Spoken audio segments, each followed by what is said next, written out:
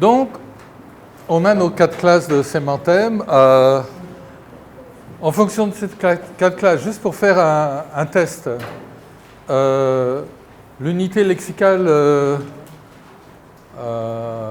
cocotte minute, on parlait de cocotte minute. Ça appartient à quelle classe, le nom cocotte minute? C'est fabriqué, c'est Oui. fabriqué, donc ça va être un quasi.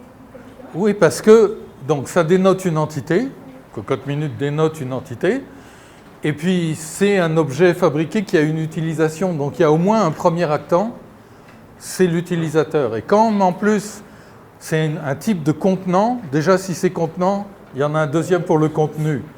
Okay, donc c'est un peu comme, par exemple, si vous analysez l'unité lexicale estomac, ben estomac, c'est pas parce que c'est fabriqué, mais c'est une partie du corps, donc c'est l'estomac de X. Et en plus, c'est l'estomac de X qui s'occupe de Y. C'est pour ça qu'on va dire l'estomac est plein, se remplir l'estomac, on vide son estomac, bon c'est un peu écœurant de penser ce que ça veut dire, mais donc c'est vraiment conceptualisé comme un contenu. Et donc il y a une position actentielle, parce que si on ne présuppose pas estomac de X pour Y, eh ben, on ne va pas chercher et on ne va pas comprendre pourquoi il y a des collocations, pourquoi on dit dans l'estomac. On dit dans l'estomac parce que justement c'est un contenant où on met des choses, etc. Okay, donc oui, très bon réflexe, c'est un objet fabriqué. Donc, vous voyez pourquoi c'est un peu facile en un sens, parce que quand on s'occupe et on décrit beaucoup d'unités lexicales, on voit émerger des classes. Et donc il y a des choses, on sait que c'est au moins ça. Il faut tester un peu plus, mais si c'est un nom qui dénote un état, c'est l'état de quelque chose. Donc, il y a toujours un actant pour... Donc un sentiment, c'est le sentiment éprouvé par X, etc. Et puis peut-être plus que ça. Okay, donc au début, c'est un peu... Bon, pour les verbes, on peut se baser, on se fait une petite phrase dans notre tête. On ne pense jamais, par exemple, au verbe arriver. On pense au verbe X arrive à Y, si c'est ce sens de arriver. Et c'est ça, à ça qu'on pense, et donc assez facilement, on voit qu'il y a 2 positions actentielles au moins. Okay, il ne faut pas faire une erreur. La position actentielle, à moins qu'elle soit justement particulière, elle est facultative. Donc par exemple, dans la conceptualisation par la langue de ce sens-là, eh ben, il peut y avoir ce participant ou pas, ça reste la même chose, la même situation. Mais si ce n'est pas le cas d'une position actentielle facultative, dire que c'est un actant du prédicat, du quasi-prédicat, ça ne veut jamais dire que c'est obligé qu'il soit exprimé. Okay, un actant, une position actentielle dont l'expression est obligatoire, ben, ça arrive, ça dépend de la combinatoire de l'unité lexicale. Mais par exemple, la plupart des verbes transitifs, leur complément d'objet direct n'est pas obligatoire, on n'est pas obligé de l'exprimer. Je mange, je bois, je regarde, j'aime, non, dormir c'est intransitif, mais bon. Donc ça ne veut pas dire obligatoirement exprimé. Et si vous tombez sur des phrases et tout, ben, c'est pas parce que c'est pas là que c'est pas là. Donc si on voit je le regardais manger, Y n'est pas là, mais il est là. Parce que manger, c'est X mange Y, donc il est là. Mais c'est implicite, comme un présupposé peut être implicite, etc. Donc, est-ce que ça va? Il y a des questions sur cette classification? Donc, vous voyez, il y a des corrélations avec les parties du discours. Prédicat sémantique, ça peut être n'importe quelle partie du discours, mais verbe, adjectif, adverbe sont nécessairement des prédicats sémantiques. Parce qu'un verbe, un adjectif, un adverbe dénote nécessairement un fait, et il est nécessairement liant, donc c'est nécessairement des prédicats sémantiques. Là où on ne sait pas, c'est pour le nom. Le nom, ça peut être un prédicat sémantique, sommeil de X, ça peut être un quasi-prédicat sémantique, le nez de X, ou l'aspirateur, ou le moulin à café de X, ou ça peut être un nom sémantique. Donc le nom peut être n'importe quoi. Alors que les autres... Un adjectif, c'est un verbe, c'est la même chose qu'un verbe, c'est juste que sa combinatoire est particulière. il est fait pour exprimer son premier actant comme gouverneur syntaxique et lui être un modificateur du premier actant. Donc le verbe, son premier actant, il le gouverne et c'est son sujet normalement. Okay. Mais l'adjectif petit, X petit, il est fait pour être dépendant de son premier actant. Jean, le petit Jean ou le petit garçon. Ce qui est, en fait, l'adjectif, il est au niveau de l'interface sémantique-syntaxe tout à fait anti-iconique. Parce que la dépendance syntaxique va à l'envers de la dépendance sémantique. L'adjectif est un prédicat, il a son premier actant, mais il est fait pour syntaxiquement modifier son premier actant. Sauf dans les langues où il y a des adjectifs prédicatifs, où ils peuvent être le vrai gouverneur syntaxique de la phrase. Mais là, ils sont comme des verbes. Une icône, c'est par exemple un signe comme... bon, si on veut dire... il y a des toilettes, on veut dire toilette pour femme. On fait la représentation d'une silhouette qui est supposée représenter une femme. Donc bon, en France, en Europe, on va mettre une robe au lieu de mettre je sais pas quoi. Bon, une femme peut porter ou pas porter une robe, donc c'est quand même en partie symbolique. Mais bon, pour dire femme, et en même temps c'est indiciel, parce que ça doit être mis au contact de la porte qui est concernée par ça. Bon, mais c'est un peu un signe iconique. Bon, les diagrammes, selon la théorie de Peirce, c'est des icônes, donc il y a une analogie forme-contenu, mais l'analogie est au niveau de la structure. Donc par exemple, un plan de métro, c'est un signe iconique, mais il est aussi diagrammatique, parce que la structure interne de ce signe est supposée être analogue à la structure de ce qui représente le système de transport. Alors vous savez que souvent c'est stylisé, on peut faire des trucs comme ça, et les lignes de métro ne font pas du tout comme ça. Okay, mais la structure générale correspond à la structure de ce qu'on représente. C'est ça un signe diagrammatique. Ce n'est pas nécessairement visuel du tout. Les 4 saisons de Vivaldi, c'est un signe iconique diagrammatique parce que c'est une série de 4 concertos qui doit représenter l'année et les saisons. Il y a 4 saisons, il y a 4 concertos. Ils viennent les uns après les autres dans un certain ordre qui est le même ordre que les saisons que chaque concerto représente. Donc cette série musicale, c'est purement quelque chose perceptible à l'oreille, ce n'est pas un truc visuel, c'est un diagramme. Parce que la structure de cet ensemble de pièces représente en quelque chose, présente une analogie avec la structure des saisons dans l'année. Donc vraiment un signe diagrammatique.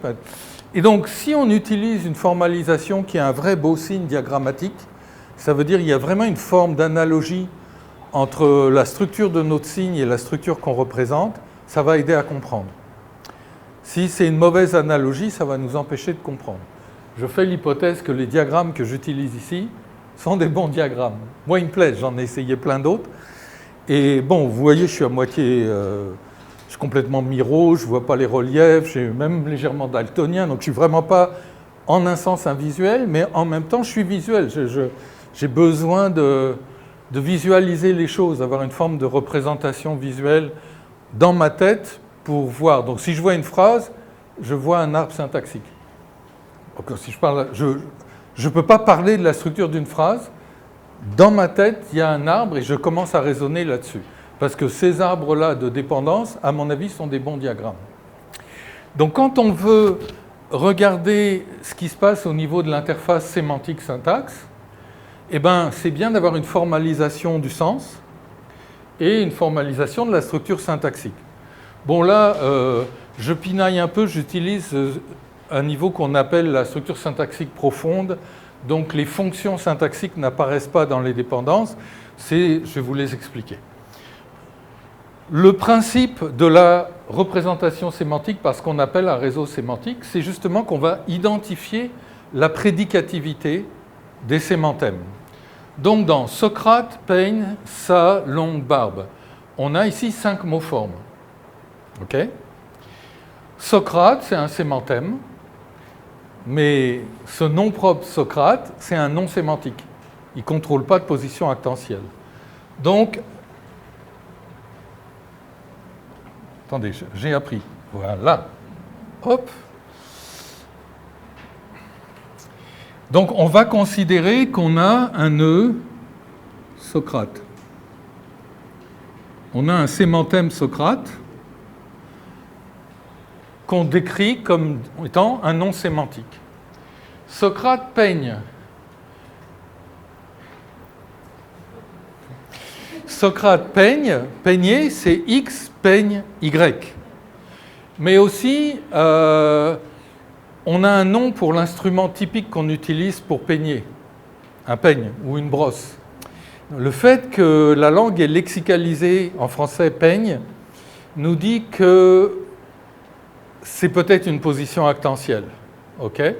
Et attention, peigne n'est pas dans le sens de peigner, parce que je dis je peigne ma barbe avec une grosse fourchette ou n'importe quoi, je peux dire je la peigne quand même.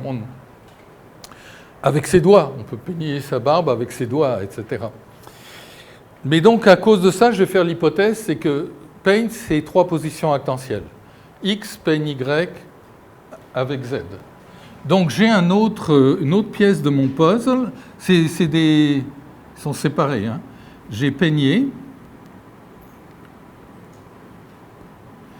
Et là, ça va être X, premier actant, peigne Y avec Z. Ça, c'est un pronom. Ça n'a pas de sémantème. C'est coréférentiel. Donc, c'est coréférentiel à quoi ? À Socrate. Ok ? Ça veut dire la barbe de Socrate. Socrate peigne la barbe de Socrate. Socrate peigne sa barbe. Donc, je n'ai pas de sémantème additionnel. Long, c'est un adjectif. C'est long, et c'est X est long. OK ? Et barbe, c'est un quasi-prédicat sémantique. C'est barbe de X. Déjà que j'écris mal, mais là...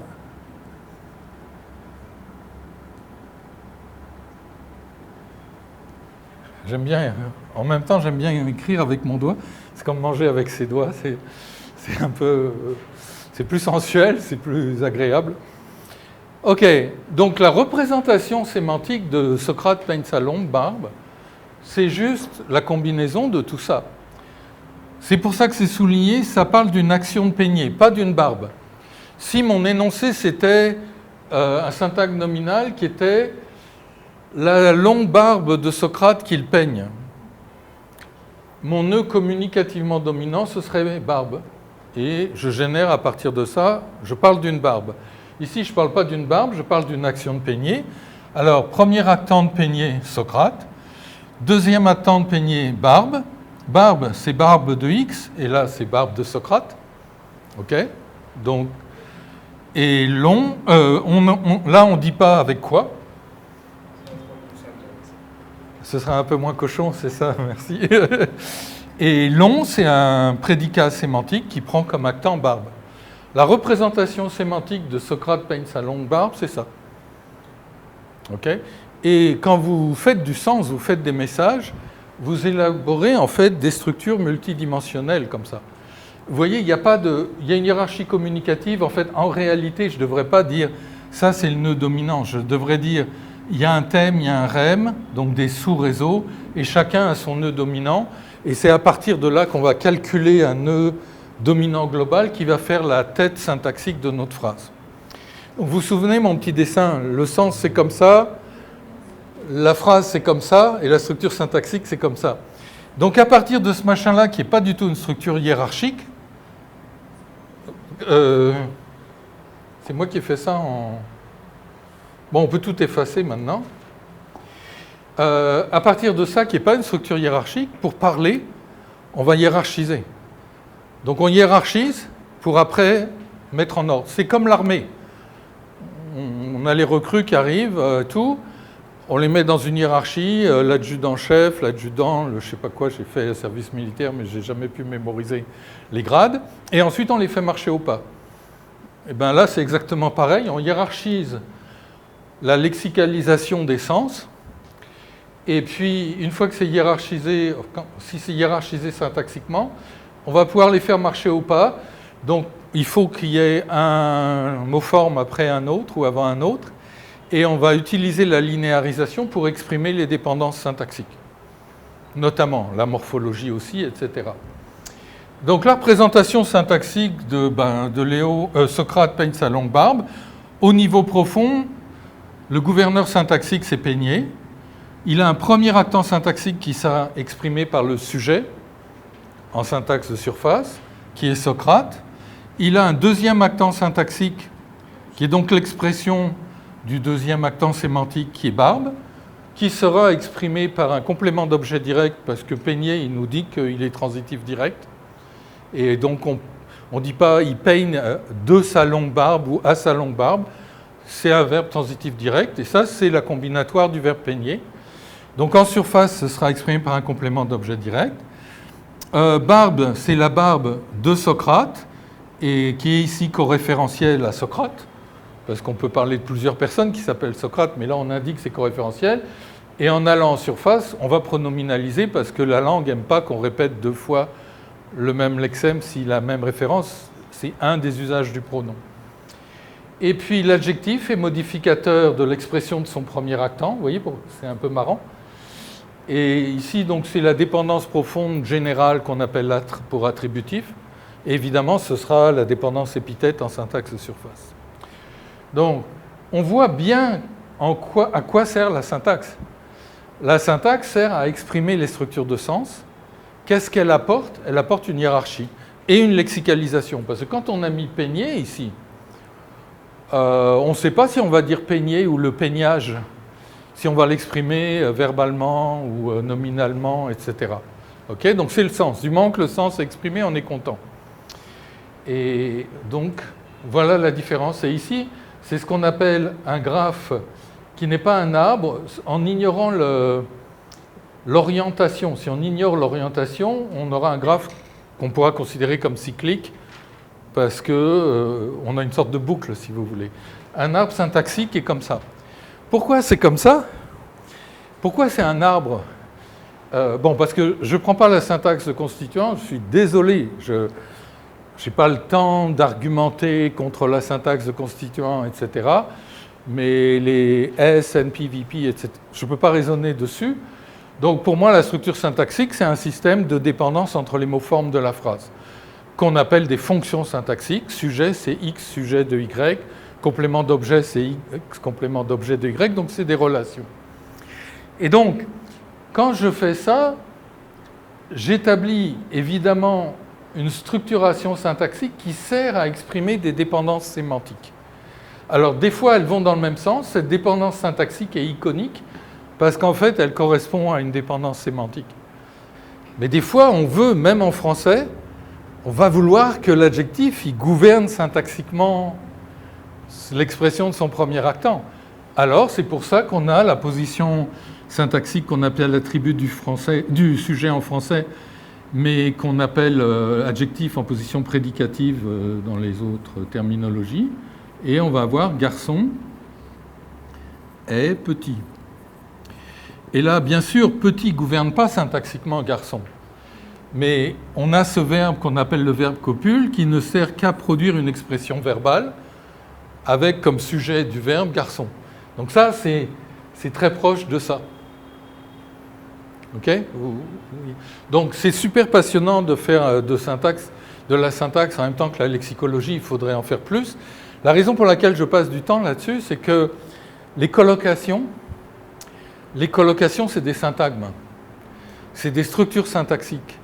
Et la langue génère des collocations, phraséologie, c'est syntagmes, parce que la langue, elle vous aide à faire l'interface sémantique-syntaxe. Et pour décrire les différents types de collocations, je vais me référer à des structures syntaxiques, qui sont des expressions de structures sémantiques. Si on ne fait pas ça, on ne peut pas avoir une théorisation des collocations des différents types. C'est pourquoi ça n'existe pas beaucoup des vrais modèles assez formels de la collocation. On a découvert en linguistique, en traitement automatique de la langue, il y a des gens qui ont découvert la phraséologie seulement à la fin des années 90, début des années 2000, et on a appelé ça multi-word expression, les phrases M. Donc MWE, en traitement automatique de langue, c'est multi-word expression, sans distinguer locution et colocation, mais il y en a beaucoup, c'est des colocations. Mais sauf que, qui s'intéresse à ça? Soit des gens qui s'intéressent aux entités lexicales et qui n'ont pas vraiment une modélisation de la syntaxe et une modélisation formelle de la sémantique, soit ils s'intéressent à des analyses de phrases et donc ils n'ont pas vraiment une modélisation de la sémantique lexicale. Donc on peut continuer à répéter, il n'existe pas de théorisation satisfaisante de la phraséologie. Mais c'est faux. Au moins les fonctions lexicales que je présenterai pour les syntagmatiques, c'est une théorisation et une modélisation satisfaisante. Elle n'est sûrement pas parfaite, et c'est clair qu'on pourrait en avoir une complètement différente avec d'autres notions, d'autres terminologies. Mais celle-là, elle existe. Donc moi je dis, il faut apprendre celle-là déjà, et puis dire, ça ne va pas, c'est complètement absurde pour X, Y, Z raisons, et on refait sa théorisation. Mais on peut le faire, et on sait déjà. Je sais déjà, si vous me dites, justement, vous me parlez d'une langue que je ne connais pas, et on dit, dans ma langue, on dit, le rêve tombe sur moi, ben, j'ai un nom pour cette structure. Okay, et je sais que c'est un func 1. Et parce que ça correspond à un certain type de collocatif, alors que je fais un rêve, c'est un opérin, ça n'a rien de surprenant, c'est tout à fait normal, et je le reconnais immédiatement. Donc ça prouve que la modélisation, la théorisation est possible, et on peut dire combien il y a de types de collocations différents dans toutes les langues, quels sont les patrons qui sont récurrents. On le sait. C'est dans le bouquin que je vous ai laissé, mais je reconnais que c'est pas un truc qu'on lit avant de s'endormir le soir, à moins qu'on veuille un truc qui donne vraiment sommeil, je ne sais pas. Mais ça pourrait vous énerver plutôt que vous donner sommeil. Donc ça, c'est fondamental. Je le présente, ça a l'air d'être... j'ai l'air de sortir un peu du sentier sur lequel je devrais rester, mais en fait, c'est fondamental. Si vous voulez comprendre qu'est-ce que c'est qu'une unité lexicale et comment elle se comprend, comment elle s'utilise et fonctionne, donnez-vous une formation de base assez bonne quand même, au moins en sémantique, en représentation des appareils réseaux sémantiques, et en syntaxe, je recommande la syntaxe de dépendance. Pas une obligation, mais je recommande. Et puis évidemment, des notions de morphologie vont être importantes, surtout si vous travaillez avec une vraie langue, pas comme le français qui a très peu de morphologie en fait, ou l'anglais. Et donc, on en a besoin. Okay, mais ça, vous devez être équipé pour ça, je suis sûr. Ça va? Pas de questions? On va faire un... Monsieur, Oui. il y a des verbes qui sont suivis par A ou 2. Par exemple, penser A ou penser 2. Donc, on place où A et 2 dans ce... Ok. Donc, à gauche, c'est le réseau sémantique. Ouais. À droite, c'est l'arbre syntaxique. Ouais. Ils ne sont pas dans le réseau sémantique parce que A et 2, ici, n'expriment pas des sémantèmes. Okay. C'est des mots grammaticaux. Ils ne sont même pas en syntaxe profonde. Parce qu'en syntaxe profonde, c'est pareil, on n'a pas calculé les cas grammaticaux encore véritables. Et donc, ça fait partie de comment, au niveau superficiel... La syntaxe profonde vous dit comment exprimer la sémantique. Et la syntaxe de surface vous dit c'est quoi les outils dont on a besoin pour exprimer la structure syntaxique profonde. Donc là, tout ce qu'on a besoin de savoir, c'est que le verbe ici, il va gouverner comme premier actant syntaxique, comme premier complément, barbe. Parce que ce n'est pas évident. Peut-être que le verbe peigner dans une autre langue, le premier complément, ça va être l'instrument qu'on utilise, dont il peigne au peigne à sa barbe, qui serait au datif par exemple. Pourquoi pas? Donc là, ça nous dit, bon voilà comment ce sera. Ce ne sera pas un troisième complément par exemple, comme dans un verbe de donner. Et après, l'avantage de séparer avec la surface, c'est que c'est au moment de la syntaxe surface qu'on va calculer vraiment les fonctions syntaxiques qui nous permettront de calculer les accords morphologiques, les cas, et tous ces petits machins-là, qu'on dirait avec les petits cossins, dont on a besoin pour faire tenir la structure syntaxique, donc les A, les 2 qui sont régis, qui n'ont pas de sens. Donc au niveau de surface, donc ça va être un truc du genre parler. Donc le verbe parler et parler. Donc ça, parler de, c'est un objet oblique, c'est un complément d'objet oblique. Alors attention, dans la terminologie grammaticale française, on appelle complément d'objet indirect tous les compléments d'objet qui s'introduisent par une préposition. Et donc du coup, on va appeler parler de complément d'objet direct et parler à indirect, pardon, et parler à complément indirect. Mais dans la vraie terminologie normale, le indirect, c'est un datif. Donc ça, c'est pas du tout un datif, parler de. Okay, et donc, c'est ce qu'on appelle, et il y a des langues qui ont des cas obliques, je ne sais pas si vous en parlez, mais qu'on appelle le cas oblique. Donc, c'est parler, c'est la préposition de qu'on va utiliser comme outil pour... Et donc ça, c'est un complément de préposition, parce qu'une préposition prend un complément. Et parler de Marc. Donc ici, qui est un nom. Bon, nom propre. Donc c'est ça la structure de surface qu'on aura. Et ça apparaît en surface parce que, en tant que locuteur, vous savez, vous utilisez ce sens de parler, qui veut dire communiquer à propos, et pas maîtriser une langue, parler le français. Et donc vous dites, le premier accent, il ne s'exprime pas par un complément d'objet direct, il ne se passivise pas non plus et tout, le français ne parlait pas, ça s'exprime par un complément oblique. Et c'est là que ça apparaît. Okay, donc c'est l'avantage d'avoir deux niveaux de syntaxe, c'est qu'on montre la syntaxe en tant que système qui hiérarchise les réseaux sémantiques et qui fait des choix.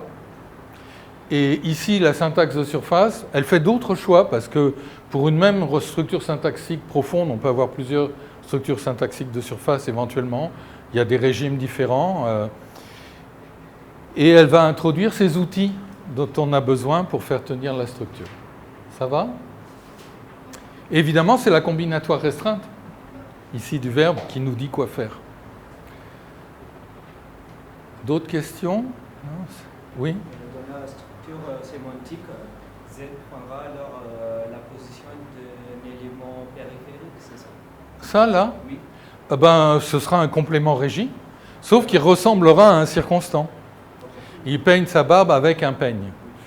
La structure syntaxique avec un peigne, ça ressemble avec, je ne sais pas, il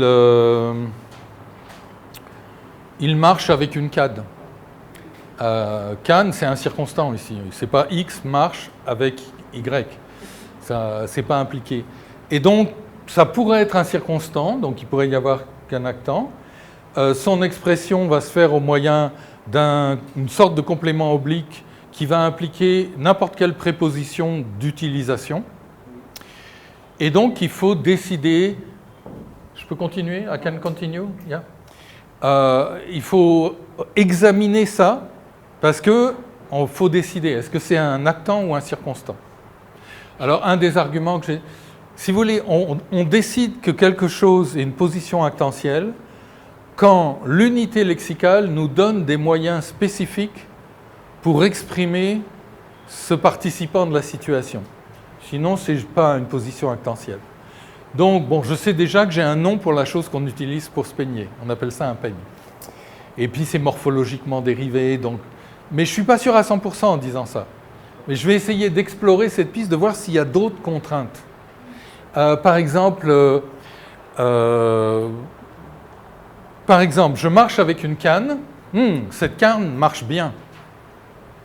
Pour dire, elle fonctionne bien pour marcher. Par contre, je me peigne avec un peigne en ivoire. Ce peigne bien. Donc, j'ai une polysémie de peigne avec un conversif qui prend comme sujet l'instrument.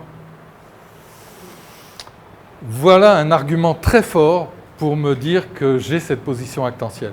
Parce que c'est très courant d'avoir des conversifs instrumentaux ou des causatifs ou causatifs, etc. Donc là, aucun doute. D'avoir postulé ça et de dire, on s'en fout en fait que la forme de surface soit comme un circonstant. Mais en ayant fait ça, j'arrive à expliquer la polysémie. La polysémie devient très claire.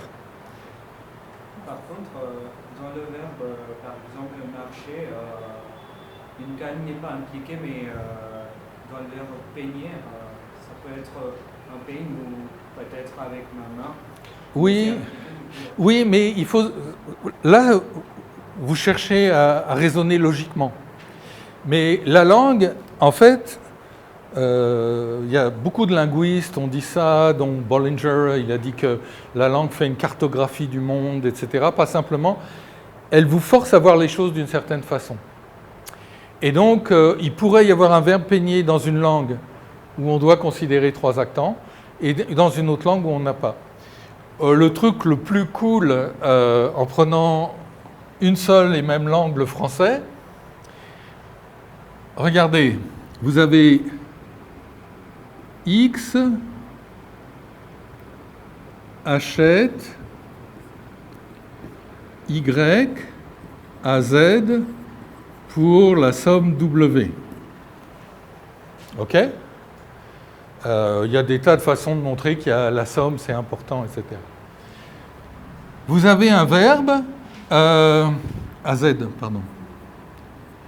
Vous avez un verbe qui dénote la même situation, mais qui prend Z comme sujet. C'est quoi ? J'achète un livre à Ujjwala pour Ujjwala me vend un livre. C'est la même situation, exactement la même. La perspective communicative est complètement différente.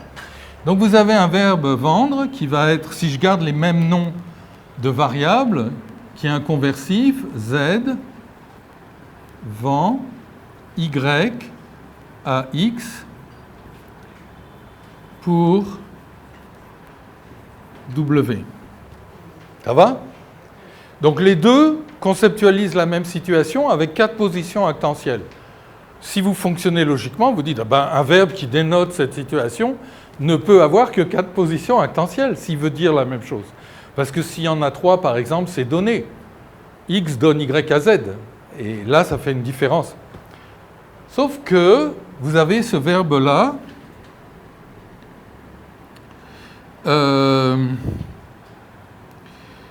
Y coûte W à X. C'est la même situation. Si je dis ce livre me coûte 20 €, je parle de la même situation d'achat ou de vente. Je ne peux pas dire coûte si je n'ai pas acheté ou si on ne m'a pas vendu. Par contre, le vendeur ne peut pas s'exprimer comme actant auprès du verbe coûter. C'est la même situation, mais il n'a que 3 actants. Si vous voulez exprimer le vendeur, vous êtes obligé d'avoir un circonstant. Ce livre m'a coûté 20 €, je ne peux pas dire de Ujjwala ou auprès de Ujjwala. Je vais être obligé de dire quand je l'ai acheté à un tel ou quelque chose comme ça. Donc je vais pouvoir l'exprimer, mais la langue française a décidé de me donner un 3e verbe pour la même situation, mais avec une perspective communicative bien sûr différente, parce que c'est des conversifs, donc ce qui est thématisé, rématisé est différent, mais en plus en occultant le vendeur. Ce qui donne l'impression que c'est une autre situation, mais la situation elle est même. Ça va ? Donc vous voyez, il faut faire attention, parce qu'en fait, souvent, quand les gens utilisent la valence et les frames, etc., ils se situent à un niveau très conceptuel. Ils incorporent complètement le conceptuel en disant bon, c'est des slots, et puis bon, si les gens sont vraiment linguistes, comme Phil Moore et les gens qui travaillent avec lui, ils vont distinguer les types de slots, mais ils sont quand même mis un peu sur le même niveau, donc quand on décrit l'unité lexicale, on décrit vraiment la situation conceptuelle telle qu'on peut l'envisager. Mais les actants, ça veut dire qu'il y a des moyens d'expression particuliers. Et les collocations sont super importants, par exemple, pour identifier les actants du nom. Parce qu'il y aura des verbes support, des verbes de réalisation et tout. Alors,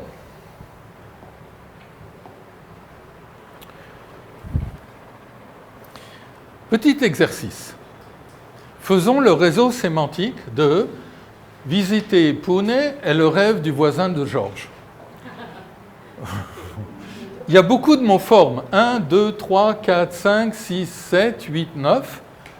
Mais il y a beaucoup moins de sémantèmes. Parce qu'il y a quand même pas mal d'unités lexicales, grammaticales. Donc, pour faire le réseau sémantique quand on n'a pas l'habitude, on fait comme j'ai fait tout à l'heure, on y va tranquille, relax. On peut balayer de gauche à droite pour oublier personne. Et on va dire c'est quoi le sémantème et c'est quoi sa prédicativité. Toujours établir la prédicativité avant de faire n'importe quoi. Donc visiter, c'est sûr qu'on a un sémantème visiter. OK ? Et donc, on a visité.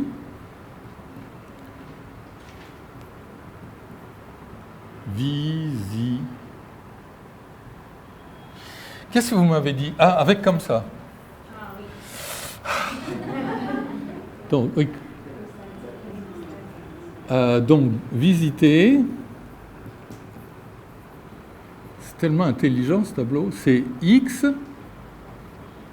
On fait l'hypothèse que c'est X visite Y.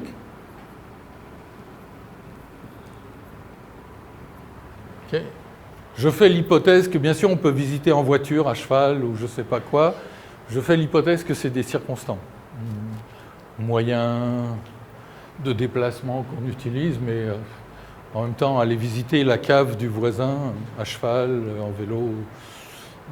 Donc, je pense que ça suffit. Donc, visiter, on l'a fait. Pouder, c'est comme un nom propre standard. Il faudrait que je laisse la place. C'est un nom sémantique. Et c'est vide. Et c'est vide. Parce que, en fait, ce est, on va voir qui c'est comme un verbe copule. Jean est grand, ça veut dire grand Jean. Ça, c'est le rêve de, ça veut dire que X est le premier actant de rêve. OK ? Y est le rêve de. Et donc, le sujet du verbe être, ça va être Y. Donc, est ne sert à rien. Par contre, quand on analyse rêve, il ne sert à rien. Au niveau sémantique, il n'est pas là. Mais rêve, c'est la même chose que rêver. Je peux écrire rêver. Et j'aurais pu dire... le voisin de Georges rêve de visiter Pune. C'est la même représentation sémantique, modulo une structure communicative différente. Rêve, c'est le rêve de X de Y. Que de Y. OK ? Voisin, c'est X, voisin de Y. C'est un quasi-prédicat sémantique très relationnel. Et voisin, c'est X, c'est voisin de Y. Donc le du, c'est de le, c'est un article, ça exprime le défini, il n'y a pas de sémantème. De, c'est rêve de. C'est un mot-outil aussi, donc il n'y a pas de sémantème. Et voisin de Georges, ce de est aussi un mot-outil, un mot grammatical dont on a besoin. Et donc on n'a que Georges maintenant.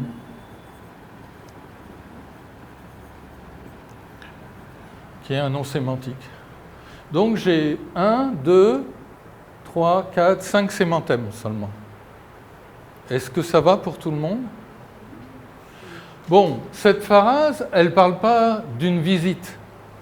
Cette phrase, elle parle d'un rêve, de rêver de quelque chose. Et ces rêves, on pourrait même le numéroter, c'est rêve numéro 2, OK ? C'est le sens métaphorique de rêve. Donc, le nœud sémantiquement, communicativement dominant, c'est rêve ou rêver, ça n'a aucune importance, et je vais te mettre 2 pour qu'on sache que c'est métaphorique. Donc rêve, c'est X qui a le rêve de quelque chose. X, c'est Georges. C'est le rêve de Georges. Non, du voisin. Donc, soit vous mettez voisin ici, soit vous mettez... ou quelqu'un qui est le voisin. Donc on peut mettre, pour simplifier, je peux mettre voisin, Donc c'est le rêve du voisin, mais voisin, c'est quelqu'un.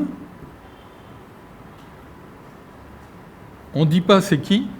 Par exemple, on aurait pu dire c'est le rêve de Martin, le voisin de Georges, ou du voisin de Georges qui s'appelle Martin. Donc on le qualifie comme voisin, mais il y a l'individu lui-même qui n'est pas exprimé en tant qu'individu, donc on ne sait pas qui c'est, et c'est le voisin de quelqu'un qui est le voisin de Georges.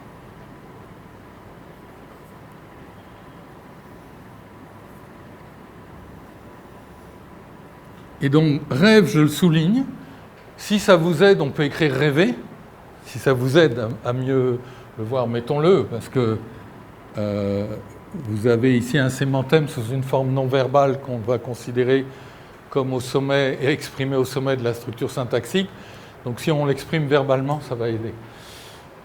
Donc, voisin de Georges, il a ce rêve, et son rêve, c'est visiter. Et visiter, c'est quelqu'un visite quelque chose. Et qu'est-ce qu'il visite? Pune.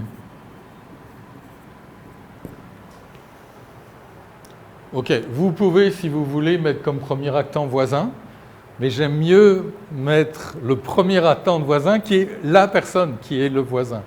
J'enlève la partie relationnelle de voisin. Donc voilà ce que ça veut dire.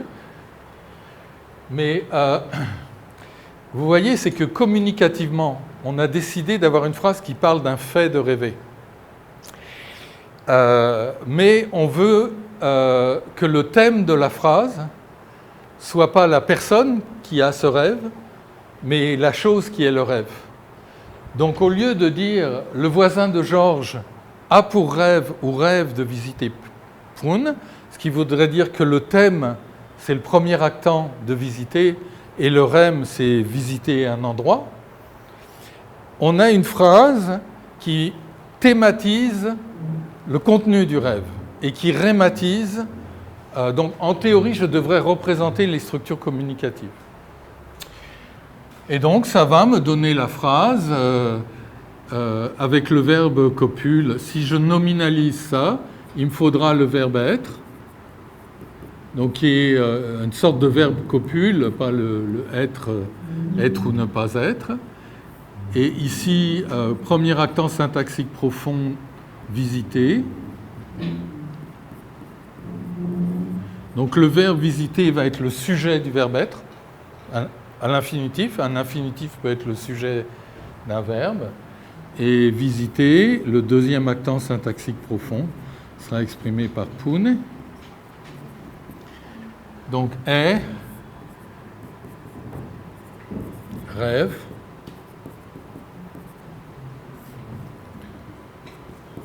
de voisin. Donc, premier actant syntaxique profond, parce que c'est le premier actant sémantique de rêver, de rêve. Et par contre, ça c'est le deuxième actant syntaxique profond, parce que c'est le deuxième actant sémantique, c'est l'expression du deuxième actant sémantique de voisin et Georges. Voilà. Une phrase aussi évidente que ça, en fait super complexe au niveau de l'interface sémantique-syntaxe. Vous voyez? Parce que bon, je vais vous la dessiner, la structure communicative. Le REM, ce qu'on dit, donc ce qu'on présente comme étant ce qu'on communique, c'est ça le REM. La définition du rêve, c'est ça. Et puis, ce qu'on présente comme étant à propos de quoi le REM cause, c'est le thème. Donc, j'ai mis ça comme thème, et j'ai ça comme REM. Ce qui me sort cette phrase un peu bizarre. Okay. La phrase plus neutre, c'est avec un thème qui va correspondre au premier actant du prédicat principal qui est rêvé. Okay. Vous avez fait un peu de structure communicative, thème, REM, tout ça? Non? Ouais. Ok. Je ne sais pas, dans les langues indiennes, si c'est quel est le rôle de la structure communicative. Dans les langues slaves, par exemple, elle est super importante pour l'ordonnancement. En français, en anglais, évidemment que ça joue un rôle.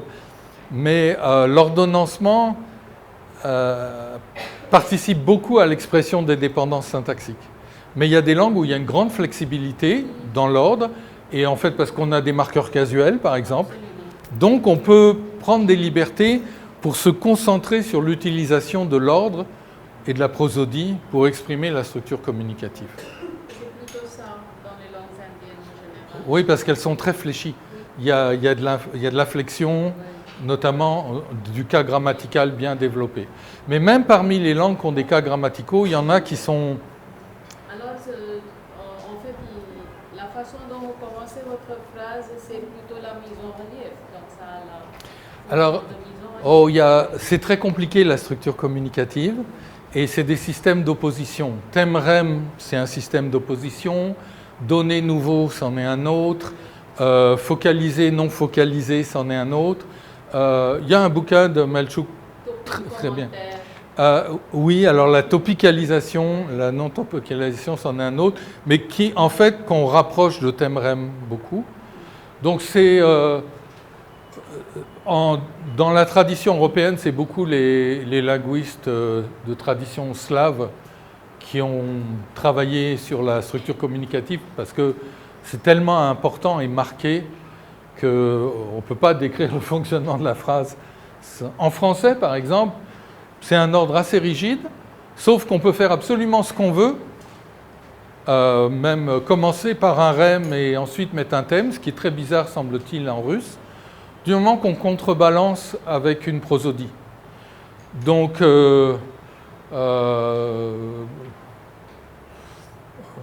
qu'est-ce qu'a mangé Jean?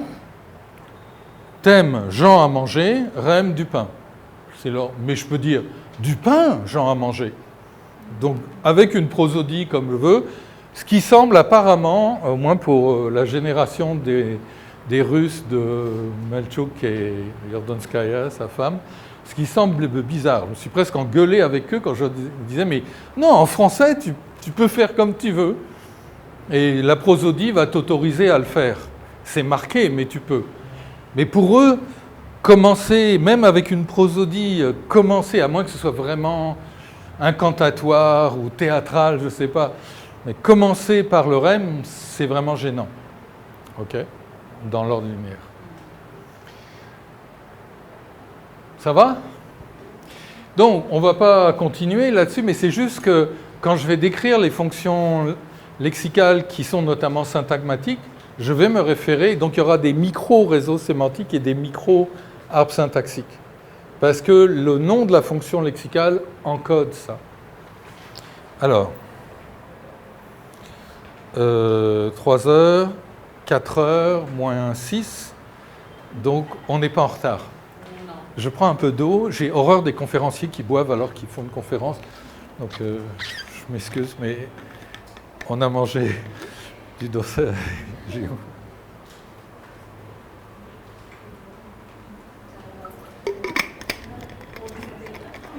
C'est promis, je recommence plus.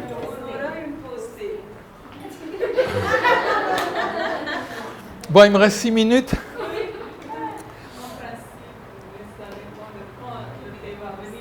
Ok. Bon, j'espère qu'ils sont en retard. On commence la notion de fonction lexicale. Alors, personnellement, ça m'a pris 20 ans à comprendre les fonctions lexicales. Parce que je pense qu'il n'y avait aucun texte qui les expliquait vraiment bien.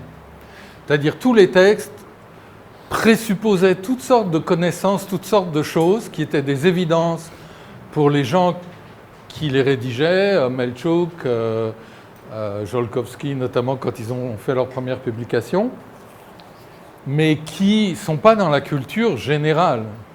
Et donc, ça m'a pris 20 ans parce qu'il a fallu, en fait, que je fasse beaucoup de travail de lexicographie à 4 mains avec Melchuk. On a eu un projet qu'on avait appelé, ça y est, j'ai oublié, le DICO, Dictionnaire des co-occurrences. Et donc, parce que moi, j'aime pas les dictionnaires, je vous expliquerai pourquoi. J'aime les lexicographes, mais j'aime pas les dictionnaires. Et j'adore le lexique. Mais d'écrire le lexique en faisant un dictionnaire, c'est comme m'obliger à faire justement un ossobuco sur une cuisinière à induction, par exemple. Et encore, l'ossobuco, c'est pas grave, mais même une simple omelette. Ça doit se faire sur le feu. Et donc, c'était vraiment par la pratique que j'ai fini par extraire de la tête de ces gens-là ce qui était là, qui ne mettaient jamais noir sur blanc, parce qu'en fait, ils écrivent pour eux-mêmes. Donc c'est évident, ce n'est pas la peine de le dire. Et donc, c'est déjà des notions un peu compliquées, mais en plus de ça, je pense que le bouquin que je vous ai distribué, que vous allez trouver dur à digérer, c'est le premier texte qui vraiment donne toutes les clés. Donc c'est peut-être pas suffisant, il faut après en discuter avec les gens qui les maîtrisent, mais ça s'acquiert. Quand je suis arrivé à Nancy, j'avais personne avec moi qui connaissait la lexicologie explicative et combinatoire. On a eu d'un seul coup une grosse somme d'argent pour démarrer un projet un peu fou, justement, de lexicographie des réseaux lexicaux. Et j'ai dû former des gens qui connaissaient rien à tout ça. Et en fait, toutes les notions que je vous enseigne là, c'est des notions qui sont indispensables pour utiliser les fonctions lexicales, parce que c'est une formalisation qui s'appuie sur ces notions.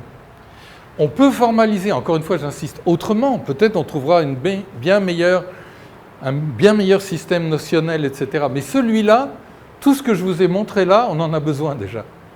Et donc, il y a beaucoup de syntaxe, comme vous voyez, mais il y a aussi de la morphologie et tout. Et on n'y pense pas, notamment, et on ne pense pas souvent à l'interface sémantique-syntaxe. Et en fait, le truc qui a tout déverrouillé, c'est quand j'ai enfin compris que, oui, je prenais les choses du point de vue du destinataire, tout le temps. Mais c'est incroyable.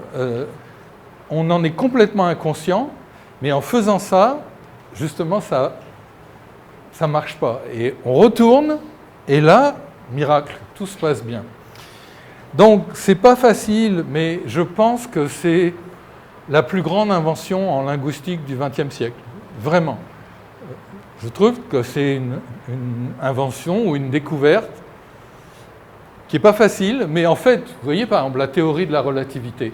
Tout le monde va dire « waouh ». Mais en fait, qui comprend la théorie de la relativité? Moi, je dis c'est pas vrai. Il y a des petits bouquins comme ça qui vous disent Einstein's Theory of Relativity, et la théorie de la relativité for dummies ou des trucs comme ça. Moi, je m'excuse, mais j'ai quand même un bon background en sciences, en maths, etc. Bon, je ne suis pas mathématicien, mais au bout de 3 pages, je ne comprends plus rien. Bon, j'ai cette espèce de métaphore du train qui avance, que le truc, on jette l'impression que ça se déplace pas. Mais non, vraiment comprendre la théorie de la relativité, moi, je ne peux pas vous l'expliquer. Et tous les films américains de science-fiction où ça réfère à la théorie de la relativité, moi, ils m'ennuient à mourir, parce que les gens qui disent ça n'y comprennent rien. Moi, j'y comprends rien, je le sais, parce que c'est mathématique et il faut avoir les bases. Et bien, les fonctions lexicales, c'est un peu pareil. C'est génial, mais il faut certains éléments de base. Bon, pour nous, c'est plus facile, on est en linguistique ou on est en sciences du langage, donc on va pouvoir avoir les bases. Il y a un peu de formalisation, mais pas tant que ça. Mais il le faut. Sinon, on comprend vaguement le principe général. Mais quand on se met à vouloir les utiliser pour structurer un réseau lexical, les réseaux que je vous montre là, c'est une visualisation automatique générée à la volée avec une analyse topologique du graphe qui est basée sur des liens encodés par des fonctions lexicales.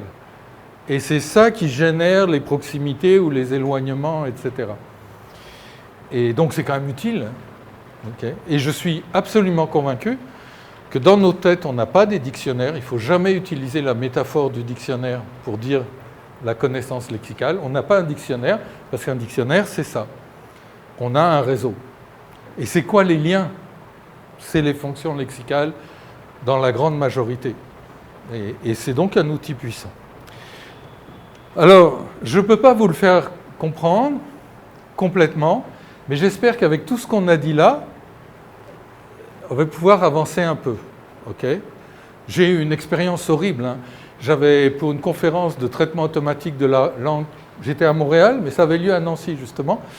Et on demandait des gens qui proposent des ateliers. Et j'avais proposé un atelier sur les fonctions lexicales.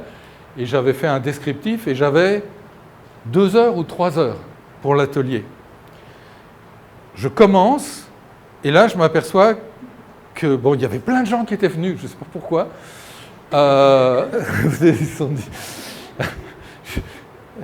Et je commence, mais au bout de 5 minutes, je dis « Ah, mais vous ne savez pas ce que c'est que la syntaxe de dépendance et la prédiction ?» Non. Et là, tout mon cours était foutu. Je dis « Je ne peux rien expliquer. » Et donc, j'ai dit « Alors, j'ai commencé à expliquer la syntaxe de dépendance, etc. » Au bout de 3 heures, j'avais à peine fini d'expliquer la notion de prédicat et de syntaxe de dépendance. Je n'avais pas dit un seul mot sur les fonctions lexicales. Tout le monde souriait poliment. Et je n'avais rien présenté. Je suis parti, j'avais loué une voiture, je venais de Paris, je suis allé au garage prendre la voiture, je suis parti. Je dis, je suis déshonoré ici, jamais je remettrai les pieds à Nancy. C'était horrible. Vous voyez, il y a des conférences, des fois où on échoue complètement, des cours aussi qu'on massacre, et ça fait vraiment mal. Et là, mais là, j'ai appris ma leçon. J'ai vu que ça ne sert à rien d'expliquer un peu en détail les fonctions lexicales si on ne commence pas par mettre le terreau. Et c'est un truc qu'on a beaucoup discuté avec Melchouk pour travailler sur le livre, c'est j'ai dit, il faut avoir un chapitre sur les notions préliminaires. Et après, un chapitre très long qui parle de la notion de fonction lexicale avec les différents cas de figure, etc., de ce que c'est qu'une fonction. Donc il y a tout un chapitre sur les notions préliminaires, parce que sans ces notions, ce n'est pas la peine d'essayer de comprendre ce qu'on dit après. Ça semble un peu vraiment... très, comment on pourrait dire, un peu de la magie noire ou je ne sais pas quoi, et complètement incompréhensible. Bon, fonction lexicale, pourquoi on dit fonction lexicale? C'est parce que, bon, moi je dis que c'est une métaphore des fonctions mathématiques. Igor insiste, il dit, c'est pas une métaphore, c'est des fonctions au sens mathématique. Pour moi, ce n'est pas des fonctions mathématiques, c'est des métaphores, mais il a raison de dire ça comme il le dit, parce qu'en fait, quelque part, c'est des relations. Une fonction mathématique, c'est une relation. Vous avez tous fait ça à l'école, vous l'avez oublié peut-être, ou d'autres vont trouver ça ridicule, mais qu'est-ce que c'est qu'une fonction mathématique? Donc c'est une relation constante qui s'applique à un ensemble d'entités, donc en mathématiques algébriques, un ensemble de nombres, et qui retourne une valeur, un nombre. Si c'est une fonction, c'est un terme technique en mathématiques, ça voudra dire que chaque élément de l'ensemble départ a une valeur associée et une seule. Donc tous en ont une.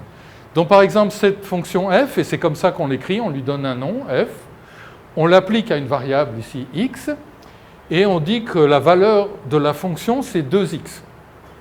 Et donc, on peut l'appliquer à 0, on obtient 0, à 1, on obtient 2, à 2, on obtient 4, etc. Et vous voyez que ici, j'ai mis des entiers, je n'ai pas mis des décimaux. Chacun aura une image et une seule, pas deux. Donc c'est ça une fonction en mathématiques. C'est une constante de relation qu'on applique aux éléments d'un ensemble de départ, et pour chaque élément, ça nous donnera une valeur et une seule. Il y a d'autres types de relations, vous savez, vous avez les applications bijectives, etc. Ce qu'on appelle fonction, c'est ça. C'est simple, ok? Et c'est la formalisation. Donc les fonctions lexicales, ça fonctionne comme ça.